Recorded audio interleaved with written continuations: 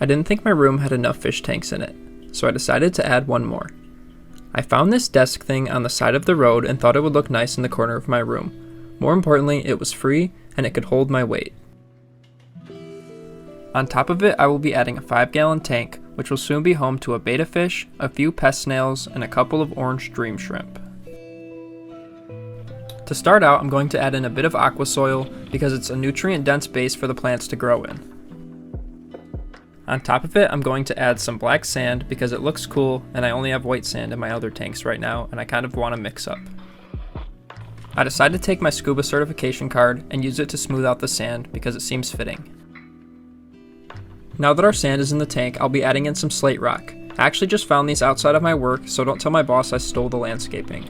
I gave these a super thorough cleaning to make sure they were safe, and I'm going to stack them up in the back so the shrimp have a place to gossip. Now that the hardscape is mostly set up, I'll be adding in the first 2 plants. The other ones are on their way to my house still. I use tweezers to gently push these all the way to the bottom of the substrate.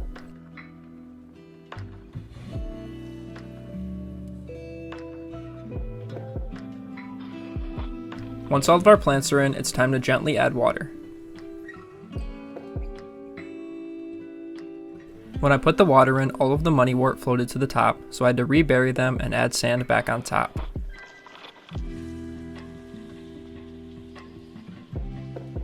Now that the scape is all done, we're going to add in a little bit of plant fertilizer.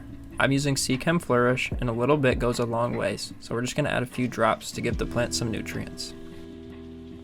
Now we're going to add on our light, and also add in a little bit of driftwood.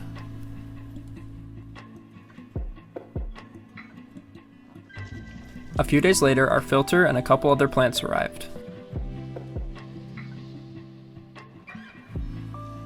The plan is to add these right in front of the slate to give us a little more depth. As for the other plant, we're going to install it all throughout the front of the tank, and hopefully it spreads out and makes a nice lush carpet. I think our setup looks pretty good. We'll just add in a few floating plants and let the tank sit for a while. After a few weeks, the algae in this tank has spread like crazy. There's no better time than now to add in our first inhibitants, a couple of pest snails that will hopefully help us tackle our algae problem.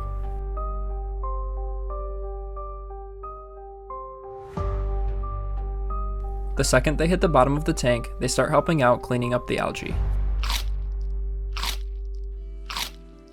After just a few minutes, you can already tell the difference.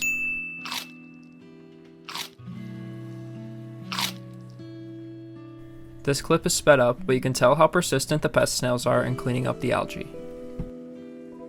Unfortunately, the tank is still a mess and a couple of pest snails won't be able to clean up a tank this size, so it's time to call in the reinforcements. These are orange dream shrimp, and they've traveled hundreds of miles for one task, to clean up this tank. They're super energetic, and as you can tell, they don't have any ounce of camera shyness in them. After a few minutes of drip acclimation, they're ready to get into their new home and start cleaning. The shrimp waste no time and immediately start grazing the tank for food. One of the more brave shrimp decides to introduce himself to one of the snails. Unfortunately, the snail gets scared back into his shell, so the shrimp decides to move on. This shrimp in the front wants to prove that he's a parkour expert. If you look really closely, you can see these little white specks moving around on the glass. These are called microfauna, and they help break down waste and are super good for the tank. Originally, I thought that the shrimp loved the camera, but I guess I was wrong because when I tried to film a few of them, they would swim off. After a few weeks, the plant started to grow out of the water, so I drained it and had to trim a couple of them. The tank is looking super healthy now, so it's time to add in our main character, Roscoe, the betta fish. After acclimating Roscoe, we dropped him right into his new tank, and he must have been hungry because he immediately started eating some of the microfauna. He might have been hungrier than I thought because he tried to take a bite out of a shrimp. After checking out the bottom of the tank and saying hello to some of the shrimp, Roscoe started to swim around and explore the tank a little bit, showing off his beauty. I think Roscoe, being an all-white fish, pops really well with the black backdrop and black sand of this aquarium. I'm not too sure how, but our tank got overloaded with duckweed, the floating plant that you can see in this shot. It's a happy accident though because Roscoe seems to love it. Roscoe must think he's part shrimp too because he's constantly grazing the sand and plants for food. On the other side of the tank we have a turf war. Snails versus shrimp versus betta fish. They all want the slate rock as their home. The shrimp first threatens the snail and takes it for himself. This is short-lived though because Roscoe swims over and threatens the shrimp. The shrimp acts brave for a few minutes but eventually loses the battle to Roscoe. Now that the turf war is officially over, Roscoe comes out of hiding, victorious with his new mansion. Everyone's worked up an appetite after the turf war, so Roscoe comes over to get a bite to eat.